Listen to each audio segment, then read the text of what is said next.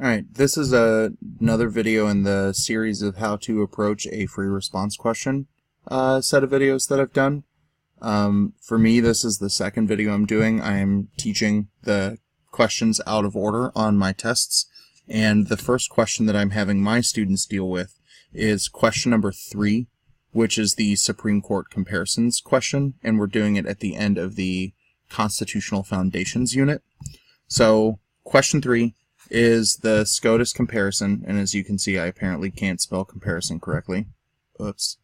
But the goal of this question is to read a prompt about a non-required Supreme Court case and be able to explain why the information of that case can be connected to a required case that they provide you to compare and contrast.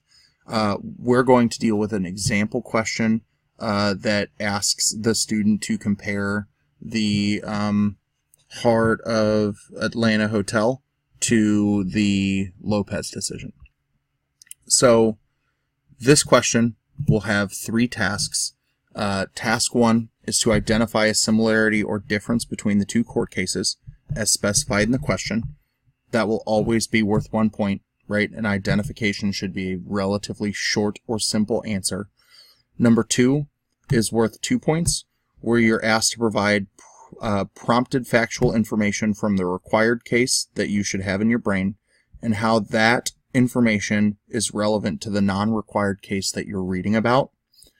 And then the last is look at an interaction between the holding in the cases and a relevant political action, behavior, or process.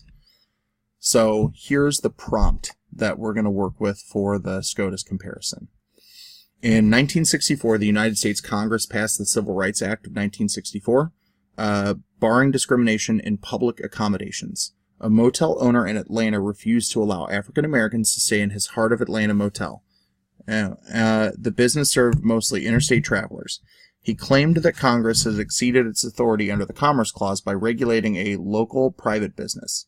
In the ensuing case, in the Heart of Atlanta Motel versus the United States of 1964, the Supreme Court held in a unanimous 9-0 decision that the Civil Rights Act was constitutional. Justice Tom Clark, writing for the court, pointed out that the court had long upheld Congress's power to regulate interstate commerce under the Commerce Clause. In this case, Clark said that Congress could regulate both interstate commerce and activities within a state as part of its national police power to outlaw moral wrongs. Given that prompt, you're expected to be able to interact with these 3 questions. Number 1, identify the constitutional clause that is common to both the Heart of Atlanta Motel versus United States and the United States versus Lopez decision. B, based on the constitutional clause identified in Part A, explain why the facts of the Heart of Atlanta Motel versus U.S. led to a different holding from that of the United States versus Lopez. And C, describe an action that members of the public who disagree with the holding from Lopez could take to limit its impact. So, the first thing that I would like you to do on a question like this one is to sit down and organize. And I think the easiest way, since the task that this is asking you to undertake is to compare or contrast the 2 Supreme Court cases, is to make a chart. So this is a good sample breakdown of how you can compare any 2 Supreme Court cases for this essay, right? So you have kind of 4 items on the side to look at. What was the case about? The constitutional clause or issue? What did the ruling say about the clause or issue? And what is the similarity or difference? And then you'll fill in your non-required case and your required case, right? So in this instance, we have the Heart of Atlanta Motel as our non-required case, and the United States versus Lopez as our required case. Now that you have your generic chart finished, I would then move first to fill in the information on the required case, right? That's the one that you're going to have to spend more time jogging your memory about. So that's where I would start, right? So with our required case of United States versus Lopez, right, it was decided in 1995, so we have about a 30-year difference between when the 2 cases were written. If you remember, the United States versus Lopez was the decision on whether or not Congress could pass the Gun-Free School Zones Act, and whether or not Congress could pass that or if it violated specific provisions of the Constitution. in terms of your clause, you need to remember that Lopez is an issue that is centered around the Commerce Clause, right? Whether or not this ban could be broadly interpreted under the Interstate Commerce Clause, right? Article 1, Section 8, Clause 3 of the United States Constitution. It's tangentially about the 10th Amendment, right? Because do states have the rights to regulate education? Do individual states, like, worry about the incorporation of the Second Amendment or limits on the Second Amendment? But it's mostly the Commerce Clause. And you should remember the ruling in Lopez limits the Commerce Clause because it says the government doesn't have any unregulated commerce authority, that creating the connection between schools and commerce is too far of a stretch. It's a bridge too far to build. Once you have your required case down, then you fill in the non-required case information from your reading passage, right? So, Heart of Atlanta Motel was decided in 1964. The question was whether or not the government can regulate and integrate public accommodations. Those are sentence statements that you can get from the paragraph that you're asked to read about the case. Number 2, you can see that it's about the Commerce Clause, right? Because it's a question of whether or not the government can regulate these businesses in terms of segregation. And then it gives you the ruling, right? It was a unanimous decision that says the court could use the Commerce Clause to pass laws which regulated segregated public facilities. Then you can already identify the difference, right? Both of these cases use two different interpretations of what is or is not Congress's commerce authority.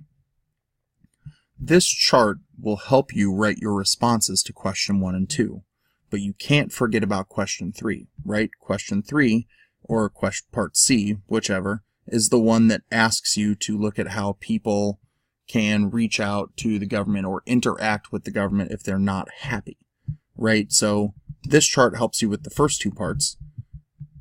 Then a simple bulleted list is something that you could look at writing about for the reaction to Lopez, right? So question C was the one that asks you to describe an action that members of the public who disagree with the holding in Lopez could take to limit its impact. Think about it. Think of how people could react. And this list is going to be a good kind of generic catch-all list of the kinds of things that people could reach out and do. So you have to pick the item from the list that is the most applicable to the case and be able to describe that action. So people could pressure Congress to make a new law, right, that could change the ruling. People could form an interest group. They could lobby members of Congress. They could pressure Congress to amend the Constitution, which functionally overrules any Supreme Court decision. They could convince the media to convince the public of why their cause is important. You could pressure the president to appoint individuals on the Supreme Court who would rule in a different way, or pressure the Senate to approve or not approve appointees who don't meet any of these. Now you have your brainstorming to all of the parts of the question, right? Your chart takes care of A and B. Your bulleted list takes care of C. So the last things that I want to show you is some sample responses to the individual questions that I think are worthy of receiving the point or points per question. So part A, again, asks you to identify the constitutional clause that's common to both Heart of Atlanta and Lopez. So you could write this in a full sentence, right? The constitutional clause that is common to both Heart of Atlanta Motel versus United States and United States versus Lopez is the Commerce Clause. The Commerce Clause of the United States Constitution gives Congress the power to regulate interstate commerce. Historically, the Supreme Court has interpreted this broadly, meaning that Congress can regulate many activities between the states that are some way related to commerce. You all know that I'm more verbose, right? That I say more instead of less. I honestly think to get the 1 point, you could literally stop at the word clause in the first sentence, right? The constitutional clause that is common to both the Heart of Atlanta Motel and the United States versus Lopez is the Commerce Clause. You've identified it. This question doesn't ask you to apply it or interpret it in any way. It simply asks you to list or identify the clause that is used. So for me, that is 1 point. Part 2 asks you to explain why the holding or the facts of Heart of Atlanta versus the facts of Lopez led to a different holding. So the sample response is, Although the Supreme Court has broadly granted the U.S. Congress the power to regulate activities such as fighting discrimination or regulating pollution, that may only be tangentially related to commerce. In the Lopez case, the court ruled that the regulation of guns on private school property was an overreach of the power of the Commerce Clause and thus was not something the framers intended Congress to have regulatory power over. While the court in 1964 ruled that the Commerce Clause powers were broad enough to allow the Civil Rights Act, which regulated public accommodations, hotels, the more recent Lopez ruling sets limits on the breadth of the Commerce Clause, schools and guns. Thus, while the earlier court held the Civil Rights Act constitutional, the more recent court held in a 5-4 ruling that the Gun-Free School Zones Act was unconstitutional. Right? So you were dealing with discrimination at the time, you were dealing with attempts to desegregate at the time, and they thought, right, this is a broad interpretation of the Commerce Clause that would be justified. But when you look at Lopez and, right, the lack of a connection between schools, guns, and acts of interstate commerce, it's a reason why that decision would be more limiting on Congress's commerce authority. Then question 3, or C, describe an action that members of the public who disagree with the holding in Lopez could take to limit its impact. Your response that could get you your point should sound something like, members of the public who disagree with the holding in Lopez could pressure Congress to amend the Constitution to broaden the Commerce Clause to include regulations of guns in schools.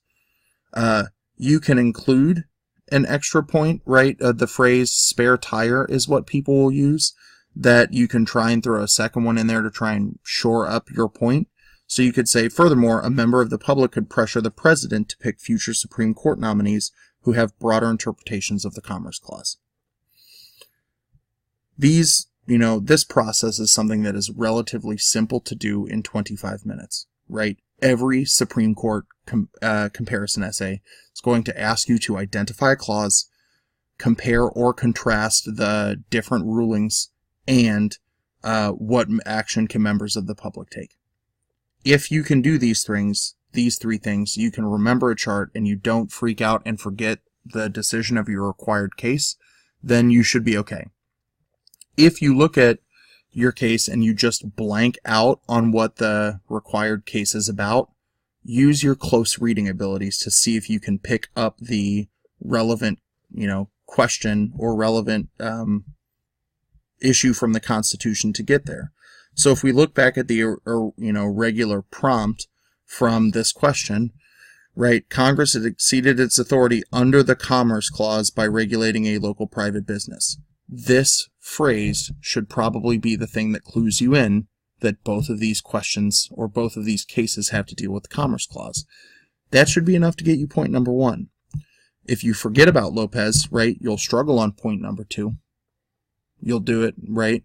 But with part number 3, if you can throw in your Hail Mary, right, and try and guess what happened in the context of that clause or that stem from the first question, right, that comes from the reading, you can probably use this same list of things that members of the general public or the government can do to put pressure on the courts. So this is how you answer the new free response question number 3, the Supreme Court comparison essay.